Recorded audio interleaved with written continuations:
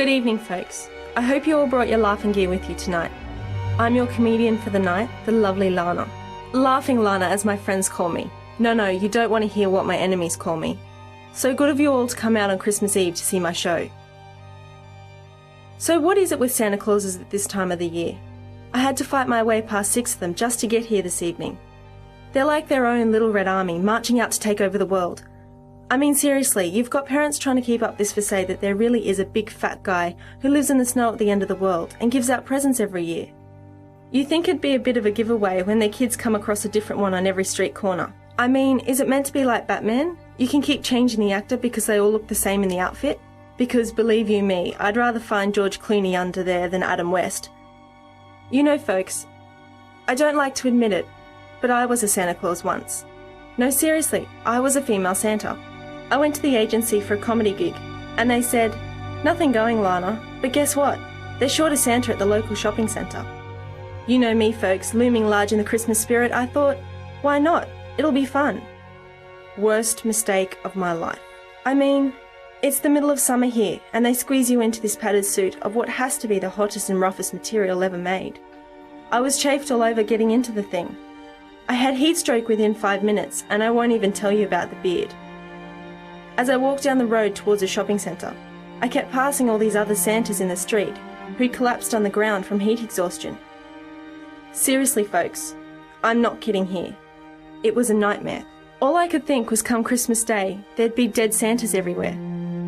I figured it must be like this every year, the council clearing them away in the dead of the night, sweeping them up like dead leaves. Big, fat, red, bearded dead leaves. Big, fat, red, bearded dead leaves. So there I am, melting in this outfit, surrounded by dead Santas. But did I turn back? Oh no. It was the spirit of Christmas, I tell you, pushing me onwards. Just once a year. Be nice before you miss your chance. I felt like I was trekking across a desert looking for water. I was like Lawrence of Arabia and Burke and Wills all rolled up in a Santa suit. I thought I'd die out there. I was getting delirious, kept seeing visions of reindeer. But like in those old Bugs Bunny cartoons, they kept turning into big barbecued chickens roasting in the sun. Then, all of a sudden, like an oasis, there it was before me, the mall. I tell you, I've never been so glad to see a shopping centre before in my life. Only as soon as I get inside, the real nightmare begins. I used to think of children as little angels, cherubs, darling sweet creatures that deserve all the love and care in the world. Let me tell you, I couldn't have been more wrong. If the world saw children the way a Santa does, then we'd have the largest epidemic of infanticide since the last Nicky Webster album was released. Actually, if there really was a Santa Claus, I think he'd be more inclined to murder the little darlings in their beds, instead of showering them with gifts. Seriously though, folks, 2 hours of that, and I'd had enough. Instead of present promises, I started giving out death threats. Tell you what, kid, I'd say. I'll give you an alligator for Christmas. A big, hungry one with sharp teeth that'll leap out of your stocking and bite your greedy little head off. I tell you, folks, I bet his parents would have saved a lot of money the year after my little pep talk. Another one kept asking for toy guns. It was guns this and guns that. I said, "Kid, how about I just give you a bullet?" He says, "Will I like that?" I says, "Buddy, you'll just die." You'll just die. Just die. Just die.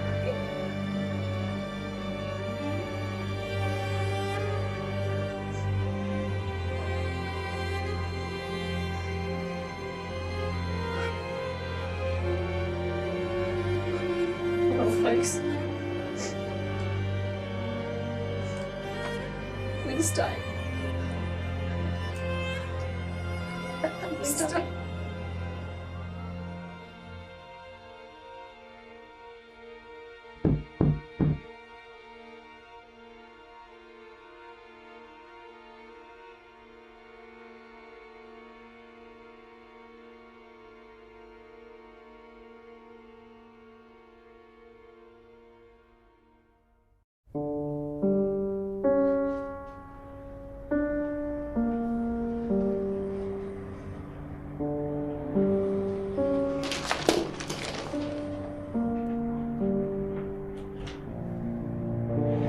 you. Don't mind if I do.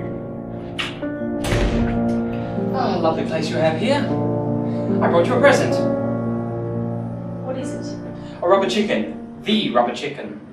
The first ever prototype for the first ever rubber chicken ever devised. Anywhere. In the universe, this was the first of its kind. Sure, there are millions of them now, but that doesn't change the fact that this was the first. An Adam with no Eve. At least this time we can be sure the chicken did come before the egg. Why are you giving me a rubber chicken? Oh, I don't know.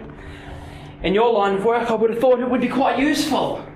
Who are you? A fan. I saw your show last week. It was quite wonderful. Yeah. Well, you must have been the only one who thought so. There weren't exactly many laughs from the crowd. Well, there wasn't much of a crowd. Not that it was your fault, of course. Bad management, I'd say. Not enough advertising. The show was, as I say, quite wonderful. Did you laugh? What? You, supposed fan of my work, did you laugh? Well, I don't tend to laugh out loud. And some of the humour was rather dark. Cynical. That kind of black satire isn't exactly light entertainment. Get out. Look, I don't care who you are or why you're here. Just get out. Look, I didn't mean Get to... out! Get out! Out!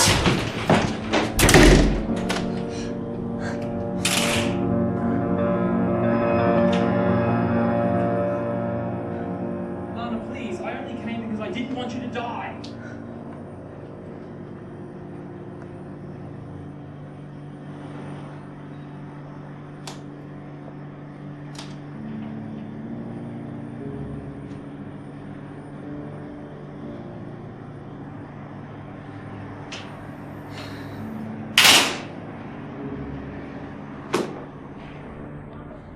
I saw your show. And I saw you buy this after the show.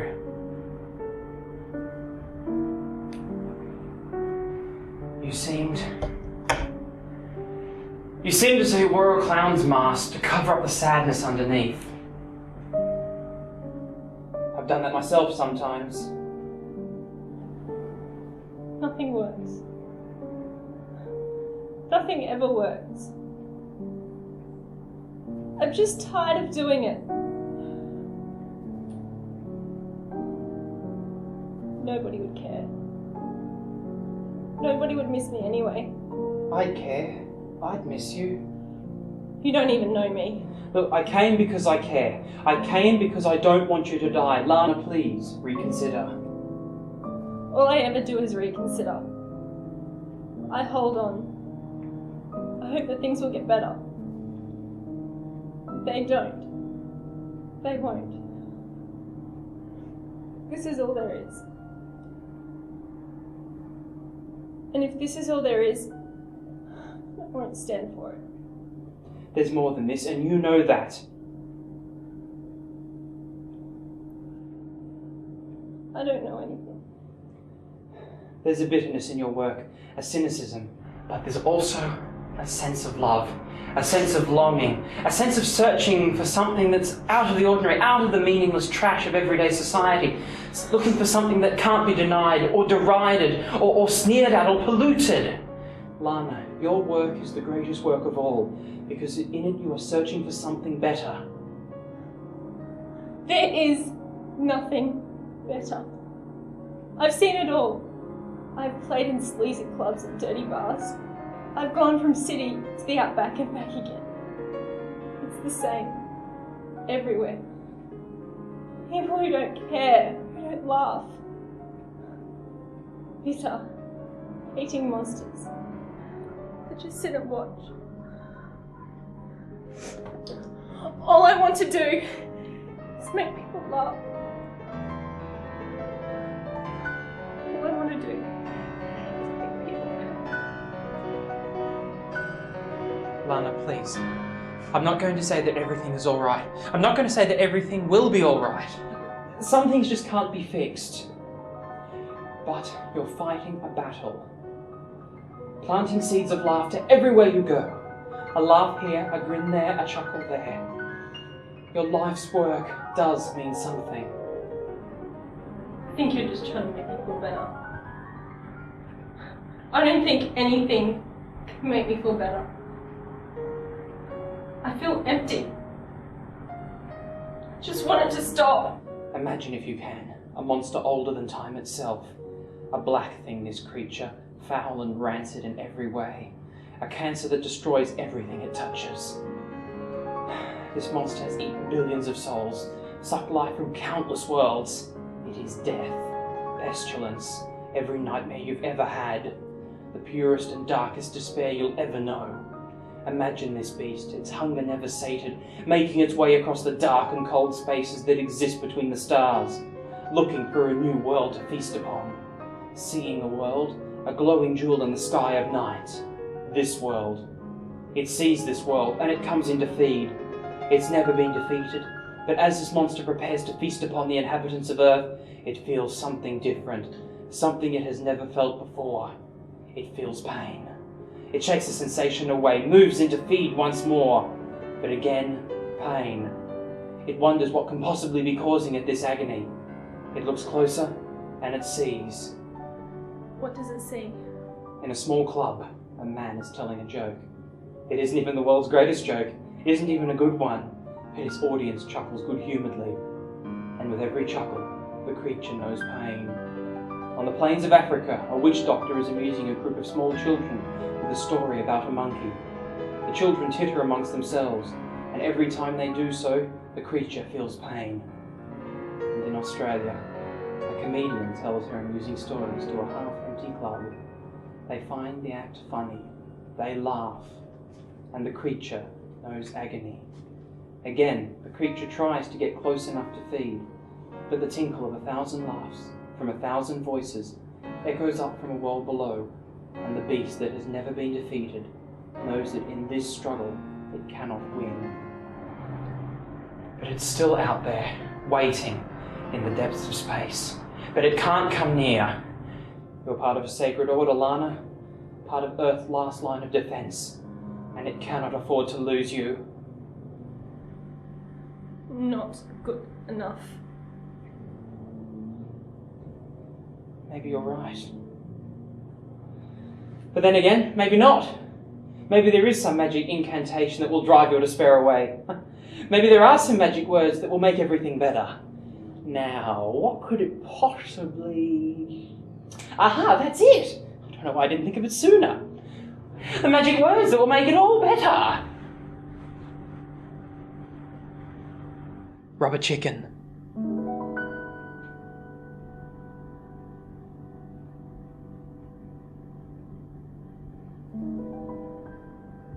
The world can't be saved with a rubber chicken.